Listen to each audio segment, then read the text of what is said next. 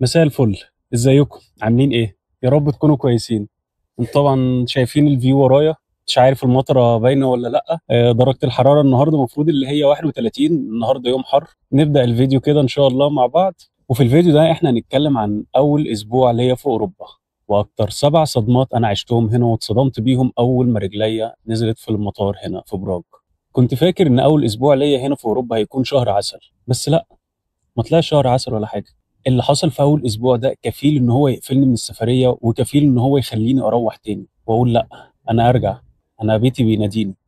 برد، وحده، لغه من اصعب اللغات اللي مش مفهومه هنا خالص. مش هتعرف اصلا تتجاوب مع الناس، مش هتعرف هم عايزين ايه، بيطلبوا منك ايه، ولا انت بتطلب منهم ايه. مفيش الجو بتاعنا بتاع مصر ان اي حد هنا هيساعدك. الناس هنا شايفاك غريب، مش هتعرف تاخد منهم اي معلومه، مش هتعرف تاخد منهم اي كلمه، مش هتعرف تاخد منهم اي مساعده لكونك ان انت مش بتعرف تتكلم اللغه بتاعتهم. وحاجات كتير اتكسرت جوايا في اول 7 ايام انا عشتهم هنا. في الفيديو ده انا هحكي لك عن اول 7 صدمات انا اتصدمتهم هنا، وصدقني محدش هيقول لك عليهم، محدش هيصارحك بيهم خالص. فلو انت ناوي تسافر او بتفكر في السفر، فالفيديو ده هيغير نظرتك قبل ما تطلع، وهيخليك تفكر بدل المرة ألف. البرد النفسي قبل الجوي. أول صدمة ليا هنا إن الجو هادي جدا، مفيش صوت. الجو كان بيخض هنا. الأماكن هادية بطريقة مرعبة. مفيش الدوشة اللي عندنا، مفيش الحياة اللي عندنا في مصر. الحاجات دي هنا بعد الساعة 8 خلاص البلد بتقفل. مفيش الحياة الليلية بتاعتنا. حتى هنا احنا عايشين في العاصمة، عايشين في براغ. لو اتكلمت بصوت عالي الناس كلها هتبص لك، مين ده بيتكلم بصوت عالي ليه؟ احنا هنا هاديين بطبعنا، هو بيعمل كده ليه؟ مين الغريب اللي جنبنا ده؟ الناس هنا مش زي عندنا في مصر، مفيش دفء، مفيش اجتماعيات، مفيش اي حاجه. وانس اللي انت هنا مش بتتكلم اللغه بتاعتهم، فخلاص انت غريب، مش هيتفاهموا معاك، هينفروا منك، مش هيقربوا لك. مفيش ترحاب. فلو انت شخص اجتماعي فانت هتحس ان انت هنا تايه جدا. مفيش حد حواليك، مفيش حد جنبك، مفيش الجو بتاع مصر، مفيش الصحبه بتاعت مصر. فلو عايز نصيحتي، اتحرك بسرعه هنا، سجل في اي نشاط، كلم حد في الجروب مثلا اللي انتوا عاملينه، كلم حد في الجامعه من اصحابك، اعمل اي نشاط هنا، انزل اتعامل مع الناس، شوف ناس جديده. دي حاجه هتكسر الوحده جواك، هتكسر الوحده اللي هتكون هنا، اللي انت هتقابلها هنا. السكن وانت ونصيبك، واللي في نصيبك هيصيبك. اول ما دخلت السكن هنا انا ببص على حاجه، ببص اشوف الاوضه بتاعتي دي هتكون سنجل ولا شيرد.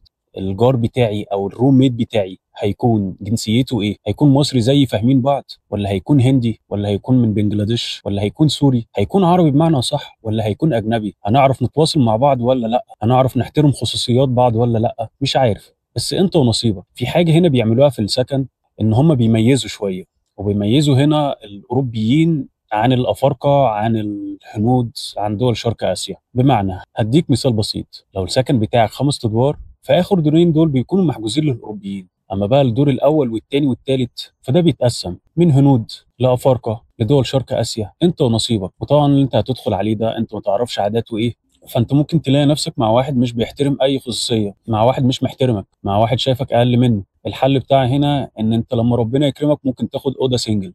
في السنجل دي انت هتكون اشتريت نفسك واشتريت راحتك. ولو انت فاكر ان هو ده السكن الوحيد اللي هيقويك هنا، لا، انت ممكن تدفع حجز شهر واحد. ممكن اول ما تيجي هنا تشوف الدنيا عجبتك، خير وبركه، ممكن تكمل.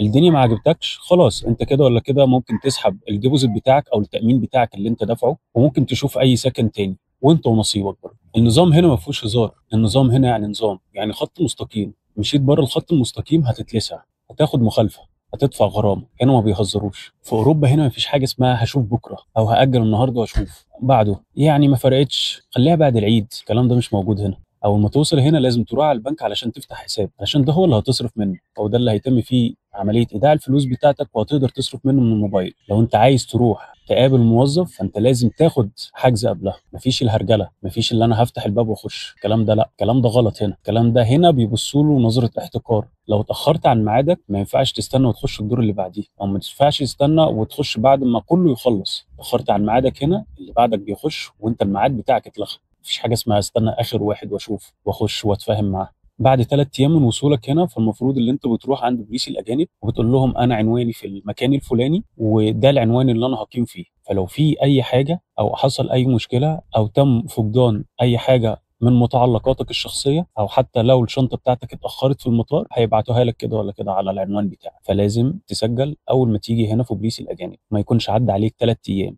كل حاجه هنا تعملها بالايميل بتاعك، يكون ليك ايميل تبعت بيه المواعيد، تكلم بيه الناس وتخاطب بيه الشركات وتشوف بيه حسابك البنكي. اللغة، بص يا سيدي، لو الإنجليزي بتاعك ميت فما تجيش، يعني مش هتعرف تعيش هنا. أنت ممكن تحاول إن أنت تحسن الإنجليزي بتاعك في مصر. أما بقى بالنسبة للتشيكي، ما أظنش إن أنت هتلاقي ناس كتير بتتكلم تشيكي في مصر أو حد يعلمك تشيكي، علشان أنت عارف إن اللغة لما بنيجي بنتعلمها فهي محتاجة ممارسة علشان ما تقدرش تنساها، أو علشان الكلمات بتاعتها والقواعد ما تروحش من دماغك. فالممارسة هي دي اللي هتخلي اللغة بتاعتك مستمرة معاك، هتخليك محافظ على مستواك في اللغة. فأهم حاجة طور الإنجليزي بتاعك. لو طورت الإنجليزي بتاعك الدنيا هتكون مستريحة معاك إلى حد ما، هتقدر تلاقي شغل كويس، هتقدر تتعامل مع الناس. في ناس كتيرة هنا، أو الجيل الجديد اللي طالع هنا كلهم، بلاش كلهم، أغلبهم هنا بيتكلموا إنجليزي وبيتكلموا التشيكي، هما ممكن يتفاهموا معاك. حاجة كمان، الناس هنا وبالذات الناس الكبار ما تستناش منهم ردود فعل كويسة.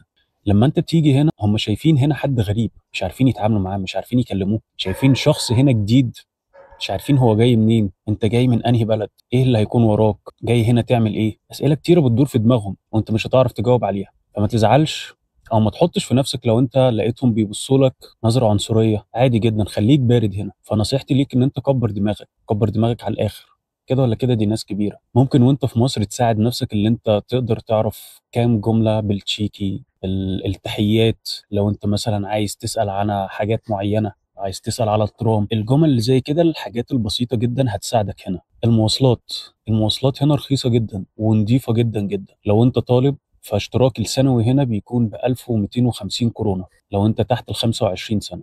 لو انت فوق ال 25 سنة فالاشتراك بتاعك هيكون ب 3600 كورونا. الاشتراك ده بيكون اشتراك سنوي، بيكون شامل كل وسائل المواصلات هنا، من باصات، من ترامات، من مترو، كل حاجة ممكن تركبها هنا وببلاش علشان انت مشترك لمدة سنة. في ناس تانية بتعمل ايه، بيعملوا حركة وحشة جدا، فاكرين ان دي فهلوة. هنا مفيش كمساري علشان يلف ويشوف التذاكر اللي معاك، لا، هو بيخليك تركب عادي جدا، وفي شخص بيركب بيكون مدني، لابس شورت، لابس بنطلون، لابس اي حاجة زي العامة هنا، وبيطلع الشارة بتاعته وبيقول لك لو سمحت وريني التذكرة. فلو ما لقاش معاك تذكرة هو هيغرمك من 1000 ل 3000 كورونا. على ايه اغرم 3000 كورونا وانا ممكن اشتري تذكرة او ممكن اعمل لي اشتراك؟ فدي حاجه لازم تحطها في دماغك، ما تعملش فهلاوي هنا. لما تشوف حد كبير في المواصلات زي ما بتعمل في مصر وبتقوم لحد كبير هناك، تعالى هنا واعمل كده وقوم للكبير هنا. في نماذج كتيره هنا مش محترمه ومش مشرفه وبتسوق سمعتنا، فاحترامك ده بيكون لنفسك ولغيرك. لو انت محترم هناك في مصر هتكون محترم هنا، لو انت بتعمل حاجه كويسه في مصر تعالى وامشي عليها هنا واعملها هنا. تبقى زي نماذج مسيئه هنا كتير واللي احنا مش هنقدر نسميهم، وان هم موجودين معانا هنا وعارفيننا وهيتفرجوا على الفيديو.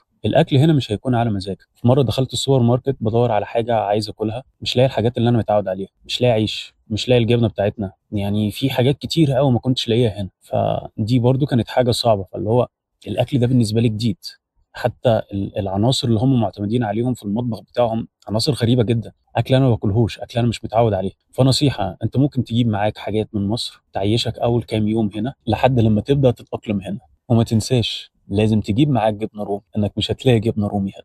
هتحس انك ضعيف لاول مره، في اول اسبوع هنا هتحس انك ضعيف. حتى لو انت شخصيتك قويه جدا او انت شخص قوي جدا برضه هتحس بالضعف ده. هتكتشف هنا ان كل حاجه بتبدا من الصفر، وانك لازم تتعلم تمشي من اول وجديد بس بلغه تانية وقواعد تانية. فنصيحتي ليك، ارحم نفسك وما تفكرش كتير. ولو جيت فكرت هنا ما تهريش على الفاضي، بعد كده هتلاقي نفسك بتتعلم أسرع مما كنت تتخيل. كلنا عدى علينا هنا أول أسبوع، وفعلا أول أسبوع هنا كان فترة صعبة جدا. في ناس الأسبوع ده كمل معاها أسبوعين، في ناس الأسبوع ده كمل معاها شهر، في ناس الأسبوع ده كمل معاها 3 شهور، في ناس لحد دلوقتي لسه عايشة في أول أسبوع مش عارفة تتأقلم. بس اللي بيكمل فعلا هو اللي بيعدي الصدمة وبيفهم إن هي دي بداية أي حياة جديدة. فلو أنت ناوي تسافر أو بتجهز ورقك للسفر أو مجهز نفسك للسفر، فالفيديو الجاي هيكون عن المصاريف الحقيقية في أوروبا بالأرقام ومن تجربتي أنا الشخصية. فلو عايز توفر على نفسك تعب، ممكن تعمل لنا لايك وشير وسبسكرايب للقناة، واكتب لي تحت في الكومنت إيه أكتر صدمة أنت خايف منها هنا في أوروبا. واوعى تنسى أنت مش لوحدك.